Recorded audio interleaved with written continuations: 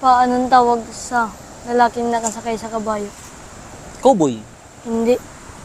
Eh ano? Horse boy.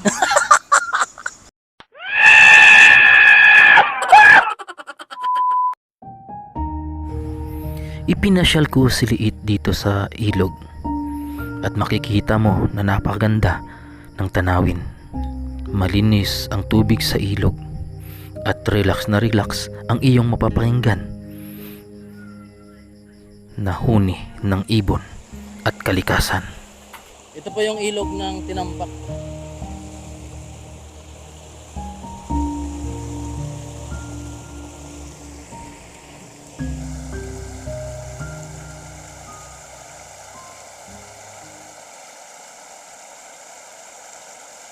Ayan. Ayan ulit. Yo, ayan po. Ilog mga kalingap. Sana marami ditong pako. Ay, wala ano. Ito. Yan, nandito na tayo sa napakagandang ilog.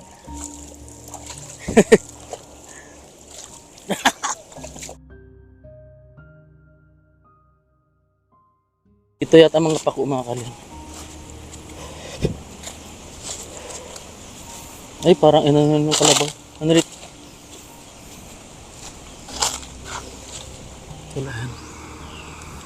A few moments later. So, ayun mga kalingap. Wala kaming nakuhang pako. Kinain na ng kalabaw. So, ayan. Paanong tawag sa lalaking nakasakay sa kabayo? Cowboy. Hindi. Eh ano? Horse boy. Horse boy. Horse. Ano ang tawag sa taong mahilig sa gulay? Vegetarian. Sigurado? Digital. Ano naman ang tawag sa taong mahilig sa karne? Carnivorous. Carnivorous. Eh anong tawag naman sa taong mahilig sa isda? Burros. Fishburros, bakit?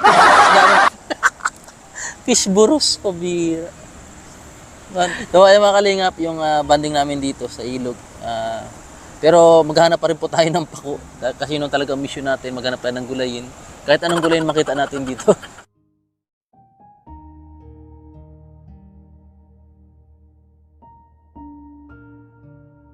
Anong pangarap mo sa buhay, Lit? Gusto mo maging vlogger din? Opo pa. Kasi ano, pero mag-aral ka ng mabuti. Ano yung course ng vlogger niyan, yung mga siguro mga business, yung mga arts ano, mass communication, mga ganyan ano, yung mga camera, videography, photography. Ayan. Kasi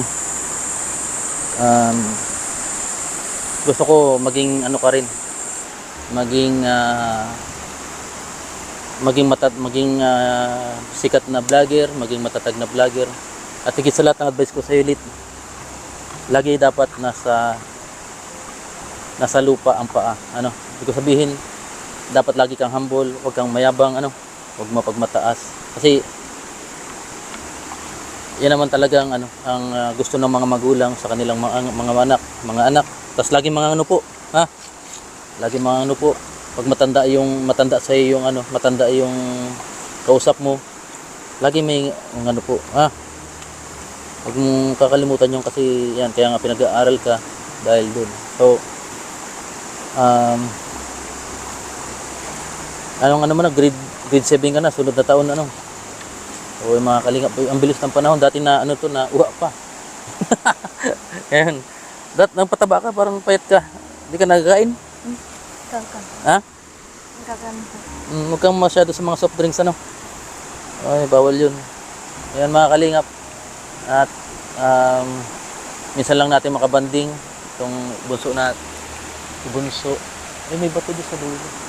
So, ayan, napaka-relax po dito. Lalo't pag naririnig nyo po yung ano, yung agos ng tubig.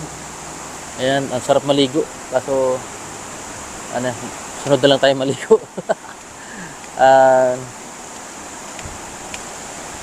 Ay, mga kalingap. Ay, ano yan? Mga ano yan? Mga kinakain yan? Bunga na yan? Di. Kinakain yan? Ayun, may mga bunga na malalaki mga kalingap. So, tara. Sabi mo, bye-bye.